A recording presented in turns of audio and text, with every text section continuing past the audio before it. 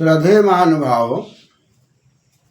गणित की दुनिया में क्रमशः विचार करते हुए हम लोग लघुत्तम समापवर्त्य और महत्तम समापवर्तक पर विचार कर रहे थे। अपवर्त, अपवर्तक, और फिर एक में लघु लगा, एक में महत लगा। अपवर्त में महत नहीं लगा सकते और लघु में अपवर्तक नहीं लगा सकते। यानी कि लघुत्तम समापवर्त्य बड़ा में छोटा, महत्तम समापवर्तक यहाँ पर छोटा में बड़ा, बड़ा में बड़ा नहीं, छोटा में छोटा, छोटा में बड़ा, बड़ा में छोटा।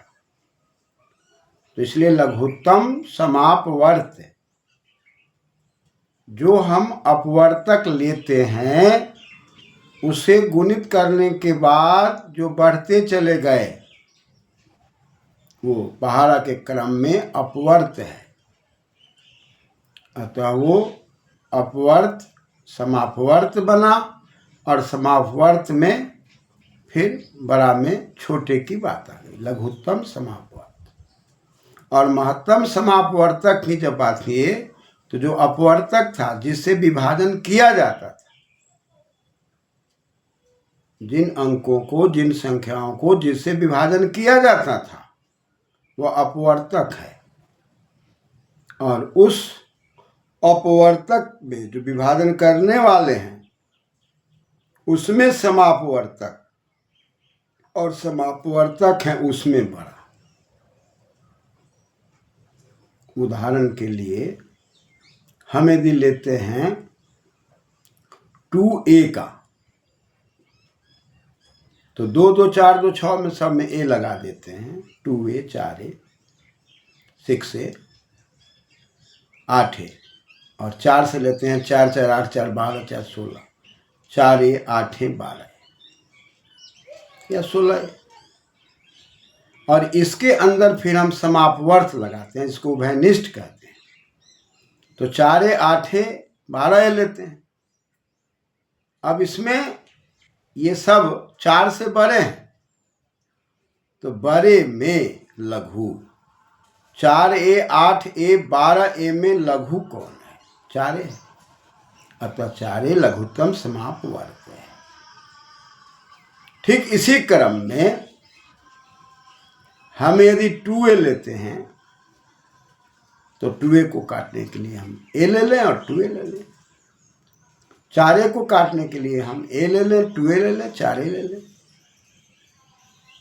अब इस दोनों में उभयनिष्ठ ले लें। a और 2a यदि हम ले लेते हैं तो a और 2a से 2a भी कटेगा, 4a भी कटेगा। a और 2a में a से बड़ा 2a है। अतः उभयनिष्ठ में बड़ा होने के कारण अब 2a को महत्तम समापवर्तक कहेंगे।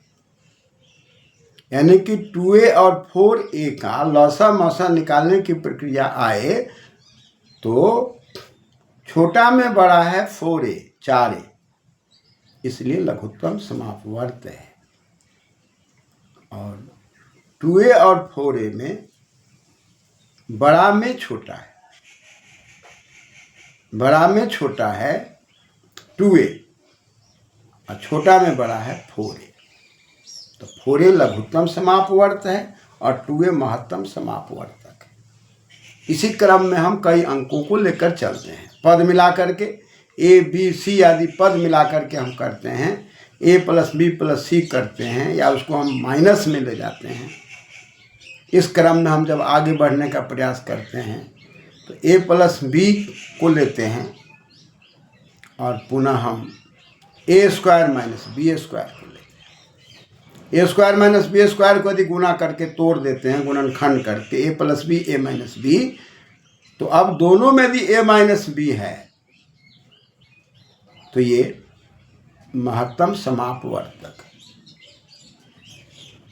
और दोनों में a माइनस बी है और a प्लस बी है, और दोनों को ले लेते हैं तो a square minus b square हो जाता है। ये लघुत्तम समापवर्त। इस प्रकार से व्याकरण की विधा से उसको अपवर्त समापवर्त को तोड़ करके लोवेस्ट कॉमन फैक्टर या हाईएस्ट कॉमन फैक्टर की बात करते हैं, तो फैक्टर दोनों में नहीं रहेगा, लोवेस्ट कॉमन मल्टीपल और हाईएस्ट कॉमन फैक्टर।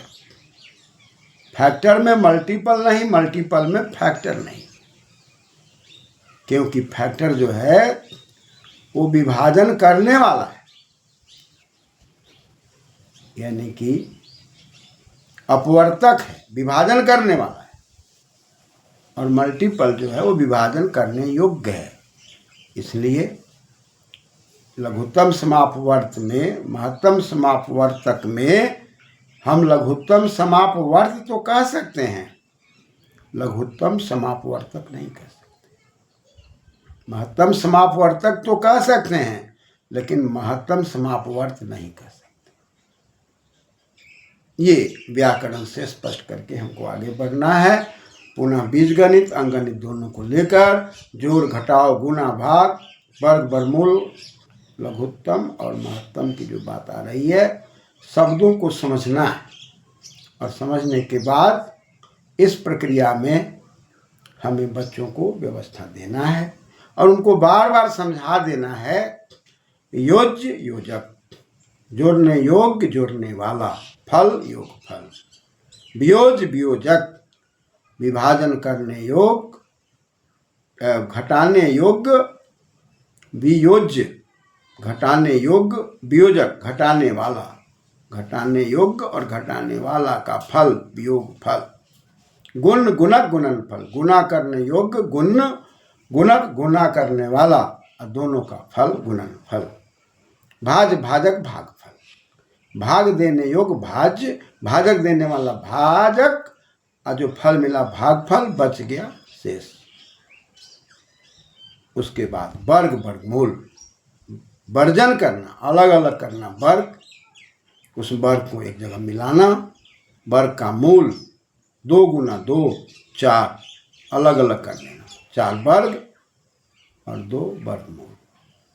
वर्ग वर्गमूल, वर्गस्य मूलम वर्गमूलम, घन घन मूल, 2 गुना 2 गुना 2 4 दूनी 8, घन मूर्तव घना से घन है, हन को घन आदेश हो गया। जो घन द्वितीय अर्थ में उसकी बढ़ोतरी हो गई, उसका विकास हो गया, 2 गुना 2 तो 4 होता ही था, फिर 2 गुना किया तो वो घन हो गया, उसकी द्वितीय हो गई, उसकी बढ़ोतरी हो गई। तो 2 दूनी 4 और फिर उसमें 2 दूनी 4 और 2 2 4 2 6 होता है, लेकिन यहाँ गुना हो गया, 2 दूनी 4 और 4 दूनी 8, तो 8 हो गया घन और 2 हो गया घनमूल। 3 तिहाई 9 तिहाई 27, 27 हो गया घन और 3 हो गया घनमूल। 4 गुना 4 4 गुना 4 4 चौक 16, 16 हो गया वर्ग, 4 हो गया वर्गमूल। ऐसे समझाते हुए लघुत्तम समापवर्त और महत्तम समापवर्तक में अपवर्त विभाजन करने योग्य और अपवर्तक विभाजन करने वाला, समापवर्त उभयनिष्ठ, विभाजन करने योग्य में उभयनिष्ठ, दोनों में विद्यमान, और समापवर्तक विभाजन करने वाला में उभयनिष्ठ, और पुनः लघुत्तम समापवर्त यानी कि उभयनिष्ठ में लघु, और महत्तम समापवर्तक का मतलब हो गया कि जो उभयनिष्ठ है उसमें बड़ा। जैसे हम अंकगणित में समझते हैं, 2 4 6 4 8 12, तो 4 और 8 और 12 को 2 4 दोनों विभाजित करते हैं, अतः 4 8 12 में 4 जो हो गया वो 4 8 12 में लघु है, इसे लघुत्तम समापवर्त। और पुनः हम उधर 2 का लेते हैं 1 2, 4 का लेते हैं 1 2 4, तो हमको 1 2 मिलता है। 1 और 2 में 2 बड़ा है, और वह कौन है? तो वह समापवर्तक है। 1 2 समापवर्तक है, और इसमें बड़ा कौन है? 2, इसलिए 2 महत्तम समापवर्तक है। यहाँ तक बालक बालिकाओं को व्याकरण के आधार पर बढ़िया से दृढ़ करा देने के बाद पुनः हम लोग आगे विकास की ओर जब बढ़ेंगे तो घात और घातांक की ओर बढ़ेंगे। परिणाम सारे गणित में प्रवेश करना आसान हो जाएगा। धन्यवाद।